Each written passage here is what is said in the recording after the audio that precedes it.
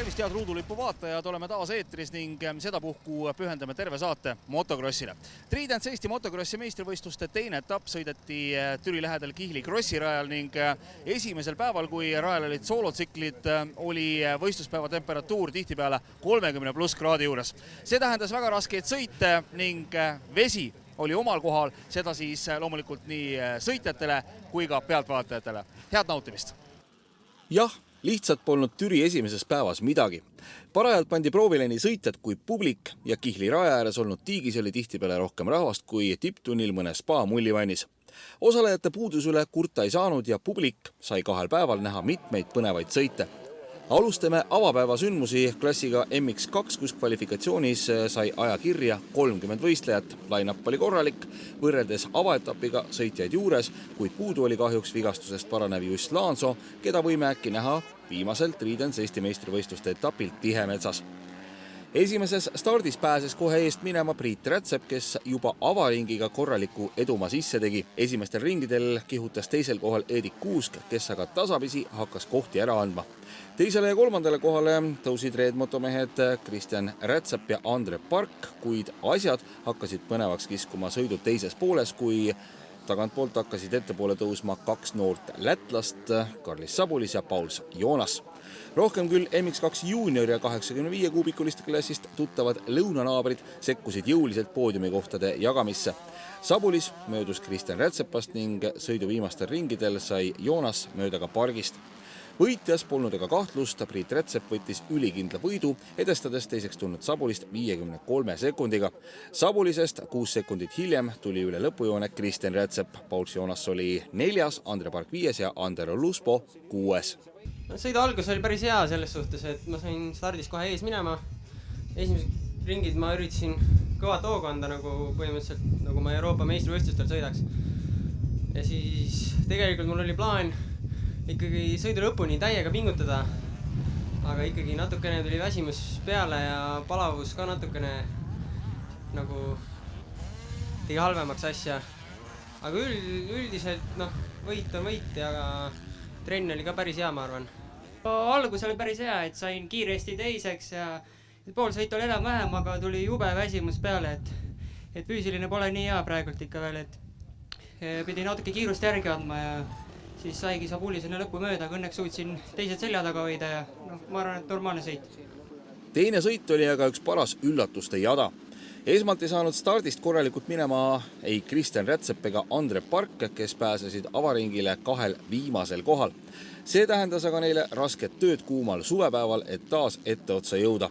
Liidri kohal loomulikult taas Priit Rätsep, kuid paraku lõppes tema sõit kiirelt ning mees liitus pealtvaatajatega. Teisel ringil sikel läks laiali mulle, et ma ei tea nüüd täpselt, mis seal viga on, aga igastes ta seisu jäi. Peale Rätsepa katkestamist tõusis liidri kohale Eedik Kuusk, kes suutis seda kohta hoida 4 ringi. Siis olid kohal lätlased, esmalt Joonas ja siis Sabulis, kes 6 möödusid. See duo asus sõitu dikteerima ja tasapisi libises Joonas kaasmaalaselt eest. Joonas võttiski Türilt teise sõidu võidu, teine oli Sabulis ja 3. parima eestlasena Erki Kahro, kes võitles lisaks konkurentidele ka haiguse järelmõjudega. Sõiduga võib enam-vähem rahul olla, et eile muidu ma ei tea, kas sain siis mingi kõhuviiruse või midagi, et täna on sellega terve päev võidelnud. Et päris kõvasti on nagu raskus olnud täna. Üldiselt teise sõiduga võib rahul jääda, välja arvatud see üks kukkumine. Et jah. Enne teie sõitu kastati just rada ka, et see natuke muutis olu. Jaa, et libe oli küll. Selleks paningi külje maha, et kurv oli märgi. Teise sõidu 4. oli Andero Luspo ja Kristjan Rätsep, kes vahepeal püüdis ka poodiumi kohta, lõpetas siiski 5. kohal. Etapi kokkuvõttes läks võit Sabulisele, kes 1 punktiga edestas Joonasit ning 8 punktiga Kristjan Rätsepa, kes on meistrivõistluste liider. MX1 klassis oli joonel 20 krossimeest. Avasõidus vedas võistlejate rivi stardist finišini meistrisarja liider Indrek Mägi. Mägi tegi üsna peatu sõidu ning kuigi vahepeal tundus, et konkurendid jõuavad talle lähemale, siis oli sõidu võitnud Mägil selge pilt olemas, mis toimub selja taga. Mul isa näitas kogu aeg, palju vahe on. Ja lihtsalt proovisin oma kohta hoida ühtlase vahega ja lõpuni võita. Oli raske sõit? No ega ta kerge ei olnud jah, tegelikult, et palavus teeb omade. et ei ole väga harjunud siin Eestimaal niisuguse palapõõsaga sõitma. Pikalt teisel kohal sõitnud Rannar Uusna pidi ühel hetkel tunnistama Ardo Kauriti paremust, kes temast möödus. Vahepeal suutis Kaurit vahe enda ja Mägi vahel sõita 8 sekundi peale, kuid lähemale ta sõiduvõitjale ei pääsenud. Ma alustasin meelega natuke rahulikumalt, et ei tõmbaks kinni, ma teadsin, et see on väga raske füüsiliselt ja siis kui näitas kella pealt 12 minutit lõpuni, siis ma proovisin natuke tempot tõsta. Aga vahed küll vähenesid ja Rannarist sai õnneks mööda ka, aga lõpuni näitas, et ma ei jõua Indrekut püüda ja siis natuke nagu loobusin, säästa vähe energiat, väga raske oli. Kolmandana finišeeris Rannar Uusna, kes samuti lõpus jõudu säästis, et järgmises stardis taas löögi valmis olla.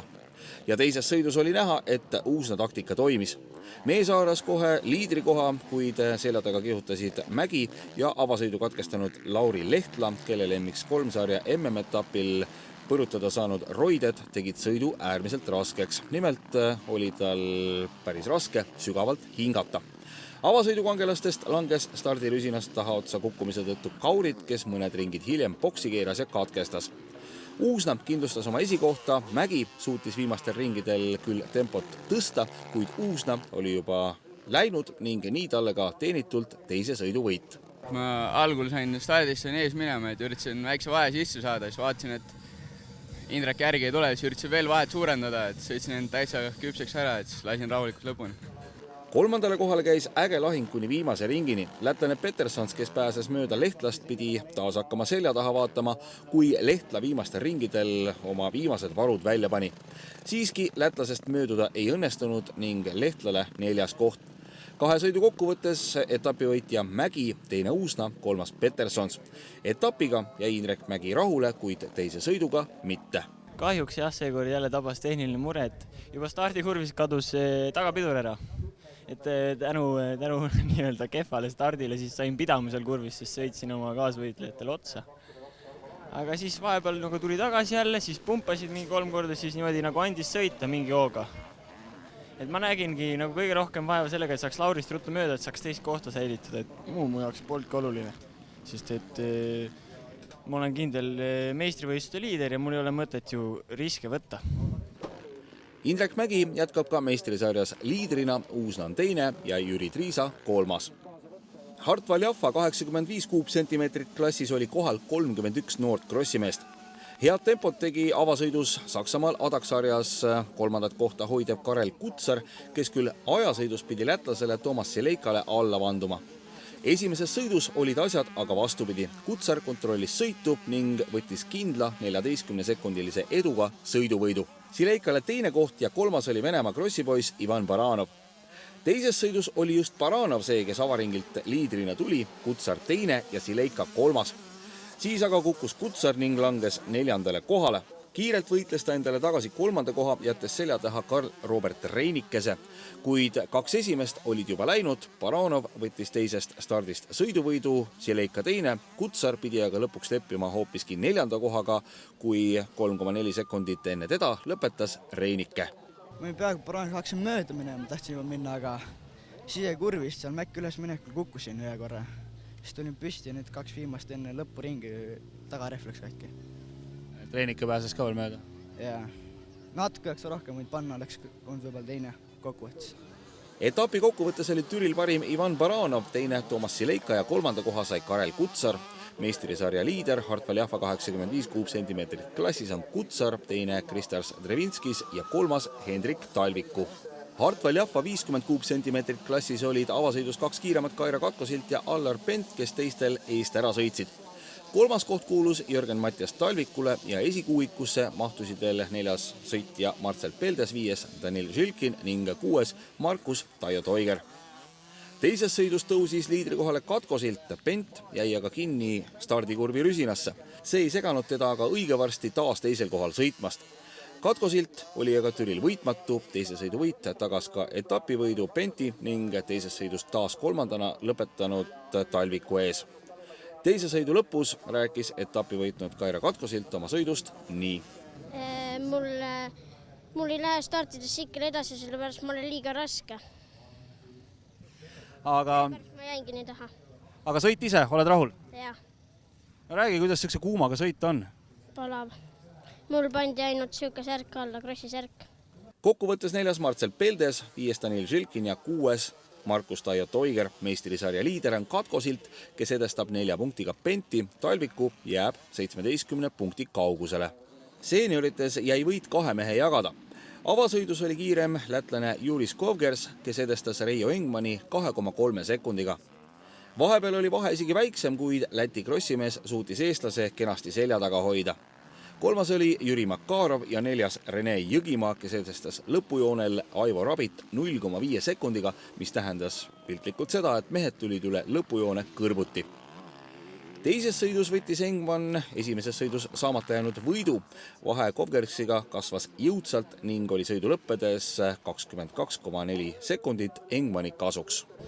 Algul on ta kiire, et minul nii palju hooga ei ole, ta on ikka paar sekundit kiirem ringi peale, aga kuna tal füüsilist ilmselt nii palju ei ole, et siis ma sain ta kätte ja õnnestus mööda saada ja sõitsin vahe sisse ka. Ma vaatasin siin lõpus tegelikult, vaatamata sellele, et vahe oli suur, ikkagi hoidsid tempot peale, et selle kuumaga tegelikult füüsis päris hea. No tegelikult ei hoidnud, ega 4 ringi enne lõppu või kuskil niimoodi lasin ikka täiesti peenega, et ei olnud mõtet lihtsalt. Ma nägin, et vahe on nii suur ja ei olnud nagu mõtet hangutada. Aga füüsilis on, ma arvan, et oma hea kohta piisavalt okei. 3. kohal sõitnud Jõgimaale jõudis järele Makarov, kes temast ka möödus. Siiski ei jäänud Makarov 3. positsioonile, kui Jõgimaa selle kohad tagasi võttis. Makarov küll üritas viimastel ringidel, kuid Jõgimaa sai oma ülesandega hakkama ja talle 3. koht 0,7 sekundilise eduga Makarovi ees. Kokkuvõttes etapivõit Engmanile, Kovgersi ning Jõgimaa ees. Sõitsin oma sõitu rahulikult, aga nägin, et Makarov hakkas tagant tulema päris kiire hooga. Ja mõtlesin, et ei hakka rapsima, sõidan oma rütmi edasi, et vaata, mis saab. Et läheb mööda, siis läheb mööda ja katsun tal järgi olla. Viimasel 2 ringil kuidagi ära katte ja ära lõigata. Üritas sama trikki nagu esimene sõit mulle teha, aga nüüd olin vähe targem ja sain tast ikkagi mööda ja katsin. Terve viimase ringi katsin nii, kuidas jaksasin. Nii see 3. koht tuli. Meistrisarja liider on seeniorites Reijo Engman, kes edestab 6 punktiga Kovgersit. Makarov jääb liidrist maha 21 punktiga.